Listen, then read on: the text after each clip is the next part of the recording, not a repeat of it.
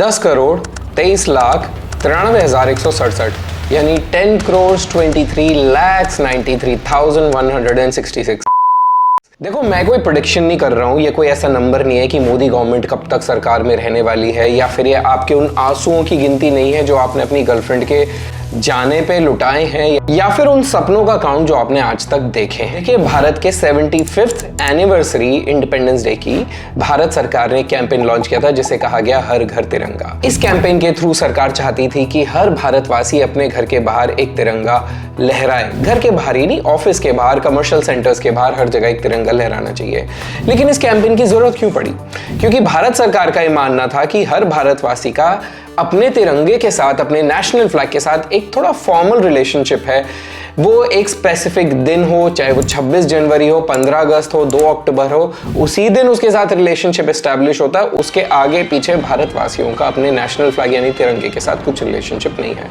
और भारत सरकार इसी चीज को बदलना चाहती थी, तो उन्होंने लॉन्च किया हर घर तिरंगा कैंपेन। अब आपके मन में यह सवाल आएगा कि हर घर तिरंगा क्यों, और ये कैंपेन करना क्यों जरूरी था? देखिए, आपने इस कैंपेन से पहले कभी भी भारत देश में, पूरे देश में इतने सारे तिरंगे एक साथ नहीं देखे होंगे। इस कैंपेन के बाद आप आज भी भारत के अलग अलग जगहों पे, हर घर की छत पे या बालकनी में या कमर्शियल सेंटर पे या मॉल के बाहर भारत का राष्ट्रीय ध्वज यानी ट्राई कलर यानी तिरंगा लहराता हुआ देख सकते हैं, जो इससे पहले नहीं था। लेकिन क्यों इससे पहले नहीं था? क्या कुछ ऐसे लॉस थे या कोई ऐसे रूल्स थे जिसके अंडर भारतवासी को तिरंगे को लहराना प्रोहिबिट था? क्या कोई ऐसे रूल्स थे जिसमें यह कहा गया था कि तिरंगे को शाम को उतार कर रखना ही है? अगर आपने पूरा 24 घंटे उसको अपनी छत पर या अपने कमर्शियल सेंटर पे, अपनी दुकान पे उसको लहराया तो ये क्रिमिनल ऑफेंस हो सकता है? क्या कहीं पे ये कहा गया था कि भारत का झंडा अगर आपको लहराना है तो वो सिर्फ खादी का या हैंड स्पन फैब्रिक का होना चाहिए, पॉलिएस्टर या नायलॉन का नहीं हो सकता? मैं चाहता हूं ये पूरी वीडियो आप एंड तक देखिए ताकि आपको भी समझ आए कि इतिहास में कितने बदलाव आए हैं, कैसे भारत के एक आम नागरिक ने भारत सरकार के अगेंस्ट ही एक जंग छेड़ दी और कोर्ट में 10 साल लड़ाई करी ताकि भारतवासी अपने झंडे को अपने मर्जी से अपने आप लहरा सके अपने घरों की छतों पर। लेकिन ऐसा हमेशा नहीं था। चलिए चालू करते हैं इस वीडियो को। मैं हूं निपुण अग्रवाल, आप देख रहे हैं द निपुण शो। और आगे बढ़ने से पहले प्लीज इस वीडियो को सब्सक्राइब करना मत भूलिए। ये आपके लिए तो छोटा सा काम हो सकता है, लेकिन जितनी रिसर्च, जितनी एडिटिंग, जितनी रिहर्सल्स हमें करनी पड़ती हैं उसके पीछे बहुत मेहनत लगती है।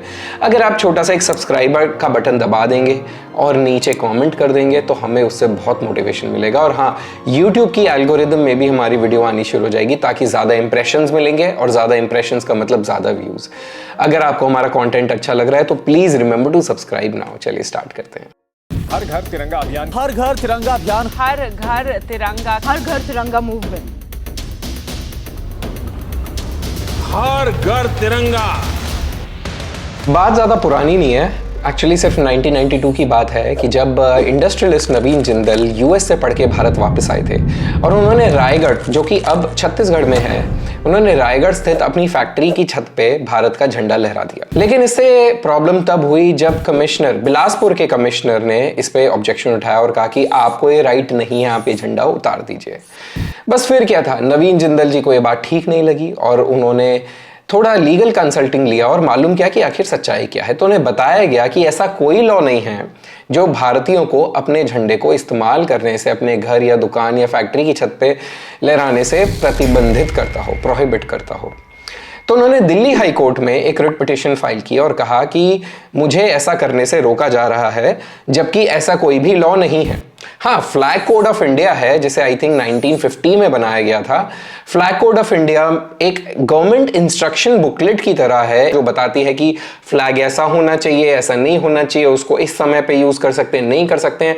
लेकिन वो एक लॉ नहीं है, वो सिर्फ एक इंस्ट्रक्शन बुकलेट की तरह है। लेकिन फिर उसके बाद ये मामला थोड़ा बढ़ा। इस पे भारत की तत्कालीन सरकार का, रिमेंबर ये 1992 की बात है, उस समय भारत की सरकार का कहना था कि उनके पास पूरी राइट है। 4 साल बाद यानी सितंबर 1995 में writ application Delhi high court ने स्वीकार की और कहा कि फ्लैग कोड में जो भी बातें कही गई हैं वो एक आम नागरिक को भारत के झंडे यानी ट्राई कलर को लहराने से रोक नहीं सकती हैं। और इसी के साथ हाई कोर्ट ने एक पूरा निर्देश जारी कर दिया भारत सरकार को कि आप किसी नागरिक को, खासकर नवीन जिंदल जी को या किसी भी और नागरिक को भारत के झंडे को इस्तेमाल करने से नहीं रोक सकते हैं। भारत सरकार पहुंची सुप्रीम कोर्ट और 1996 में भारत सरकार ने सुप्रीम कोर्ट में एक स्पेशल लीव पिटीशन फाइल की, जिसमें भारत सरकार ने यही कहा था कि भारत सरकार के पास पूरी राइट है कि वो सिटीजन्स को भारत के झंडे को इस्तेमाल करने से रोक सकती है। लेकिन जब मामला पहुंचा सुप्रीम कोर्ट, तो सुप्रीम कोर्ट की बेंच, जिसको हेड कर रहे थे ऑनरेबल जस्टिस वी.एन. खरे और ऑनरेबल जस्टिस एस.एन. वरियावा। देखिए, ये बहुत ही इंटरेस्टिंग केस था। इसमें एक तरफ थे नवीन जिंदल और दूसरी तरफ थी पूरी की पूरी भारत सरकार। नवीन जिंदल का कहना था कि हर भारतीय का इक्वल राइट है अपने तिरंगे पे। सरकार का कहना था कि नहीं, हम बताएंगे कि किसको कब कैसे इस्तेमाल करना है ताकि इसका दुरुपयोग ना हो सके। सुप्रीम कोर्ट का कहना था कि इस कपड़े के टुकड़े में ऐसा क्या खास है कि अनगिनत लोगों ने अपनी जिंदगियों का बलिदान दिया है सिर्फ इस कपड़े के टुकड़े की इज्जत को बचाने के लिए। सुप्रीम कोर्ट ने कहा कि हर भारतवासी का तिरंगे के ऊपर इक्वल अधिकार है। इस केस में बहुत सारी किताबों का भी हवाला दिया गया, जिनमें से एक थी लेफ्टिनेंट कमांडर के.वी. सिंह की लिखी गई आर नेशनल फ्लैग, जिसमें कहा था कि चाहे वो राष्ट्रपति हो, प्रधानमंत्री हो या कोई किसान हो, हर कोई तिरंगे को एक ही भाव से सल्यूट करता है। इस कपड़े के टुकड़े को, जिसे हम ट्राई कलर तिरंगा या नेशनल फ्लैग बोलते हैं, ये पूरे देश के ऑनर और ग्लोरी का प्रतीक है। सुप्रीम कोर्ट के आर्गुमेंट्स में यह भी है कि जब भारत के कॉन्स्टिट्यूशन के बारे में डिबेट की जा रही थी आज़ादी के समय पे, तो उसमें भारत के नेशनल फ्लैग के बारे में भी काफ़ी डिटेल में चर्चा की गई थी। इनफैक्ट उस समय भारत के काफ़ी सारे नेशनल फ्लैग यानी ट्राई कलर्स के बहुत सारे वर्जन्स पहले भी आ चुके थे, और जो उस समय सबसे ज़्यादा इस्तेमाल हो रहा था वो महात्मा गांधी का दिया हुआ फ्लैग था, जिसके बीच में चरखा था, चक्रा नहीं था, चरखा था। और महात्मा गांधी को चरखा बहुत ही प्यारा था, तो वो चाहते थे कि भारत के झंडे के बीच में चरखा आए। लेकिन एक कमेटी बनाई गई जिसका काम ये था डिसाइड करना कि स्वतंत्र भारत का झंडा आखिर हो कैसा, और इसके लिए कमेटी का गठन किया गया। उस कमेटी को हेड कर रहे थे डॉक्टर राजेंद्र प्रसाद, और इसके बाकी मेंबर्स थे अब्दुल कलाम आज़ाद, के.एम. पानेकर, सरोजनी नायडू, श्री राजगोपालाचारी, के.एम. मुंशी और डॉक्टर बी.आर. अम्बेडकर। इस कमेटी ने कहा कि जो इंडियन नेशनल कांग्रेस का जो फ्लैग है उसी को भारत का झंडा बना देते हैं, उसमें थोड़े बहुत चेंजेस कर देते हैं। तो इसलिए आज आप एक समानता देखते हैं कांग्रेस के झंडे और भारत के झंडे में। लेकिन इसमें कुछ बदलाव किए गए जो बहुत ज़रूरी थे, जिनमें से एक बदलाव है कि उस समय कांग्रेस का फ्लैग में बीच में गांधी जी का चरखा हुआ करता था, उसको बदला गया। इस कमेटी ने यह भी कहा कि इस झंडे में 3 हॉरिजॉन्टल बैंड्स होने चाहिए और कलर्स ऊपर सैफरन होना चाहिए, बीच में सफ़ेद और नीचे डार्क ग्रीन होना चाहिए। इसके एम्बलम में अशोका के सारनाथ पिलर के चक्र को बिल्कुल एज इट इज़ लगाना चाहिए वाइट बैंड के बीचों बीच, जिसका कलर होगा डार्क ब्लू।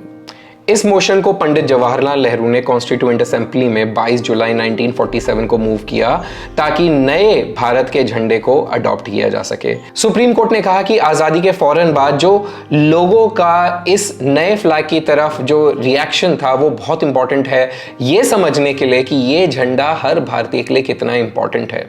इनफैक्ट भारत के इतने लंबे फ्रीडम स्ट्रगल का जो एंड था वो इस झंडे के साथ हुआ है, इस बात को नकारा नहीं जा सकता। पंडित गोविंद मलाविया ने कहा कि यह झंडा सिर्फ एक कपड़े का टुकड़ा नहीं है या मात्र 3 रंगों का एक मिश्रण नहीं है या फिर 3 रंगों का कोई अरेंजमेंट जिसके बीच में एक चक्रा लगा दिया है, सिर्फ वो नहीं है, ये हर भारतीय वासी के स्ट्रगल का प्रतीक है। तो सुप्रीम कोर्ट ने माना कि नेशनल फ्लैग हर देश की एक आइडेंटिटी है और वो देशभक्ति की भावना को जगाने, उसको प्रेरित करके रखने का एक बहुत महत्वपूर्ण टूल भी है।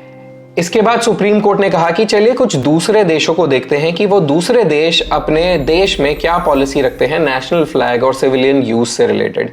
इसके लिए उन्होंने इन सारे देशों और उनकी पॉलिसीज का एनालिसिस किया। Australia, Brazil, Canada, China, Egypt, Germany, Indonesia, Italy, Japan, Malaysia, Mexico, Myanmar, New Zealand, Pakistan, Sri Lanka, Sweden, Trinidad Tobago and United Kingdom. इसमें कुछ देश ऐसे थे जैसे United Kingdom, Sweden, Sri Lanka, Pakistan, जहाँ पे सिविलियंस को झंडे का इस्तेमाल करने के लिए अलाउड नहीं किया जाता है। लेकिन साथ ही दूसरे देश थे जैसे ब्राज़ील, ऑस्ट्रेलिया, चाइना, जहाँ पे सिविलियंस अपने झंडे का इस्तेमाल आराम से कर सकते हैं। इन सारे लंबे चौड़े डिटेल डिस्कशंस के बाद सुप्रीम कोर्ट फाइनली इन सवालों पे पहुंचा।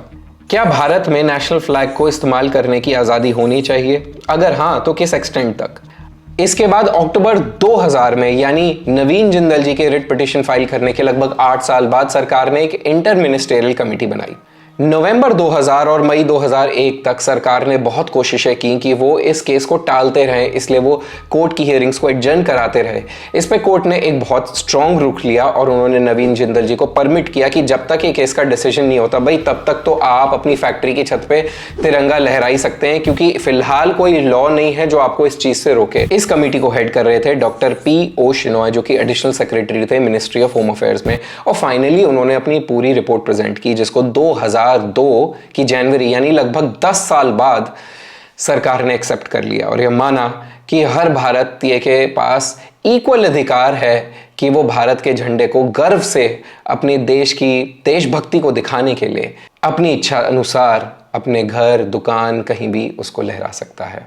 हाँ, इस पे सरकार ने थोड़ी गाइडलाइन जरूर जारी की ताकि इसका दुरुपयोग ना हो सके, जैसे फटे हुए झंडों का इस्तेमाल नहीं हो सकता है। इसलिए फ्लैग कोड को थोड़ा बदलाव किया गया और उसमें यह भी कहा गया कि अब भारत का झंडा पॉलिएस्टर या सिंथेटिक मटेरियल्स का बना हो सकता है, बशर्ते कि उसमें जो डायमेंशंस दी गई हैं, उसमें जो प्रोपोर्शंस बताए गए हैं, उनका फॉलो होना जरूरी है। देखिए, कितने ही अनगिनत खिलाड़ी ऐसे हैं जो अपनी पूरी जिंदगी लगा देते हैं सिर्फ इस सपने में कि एक दिन शायद उन्हें भारत के झंडे को किसी विदेशी धरती पे, किसी विदेशी भूमि पे, विदेशी मिट्टी पे लहराने का एक बार मौका मिलेगा। ये उनका एकमात्र सपना होता है।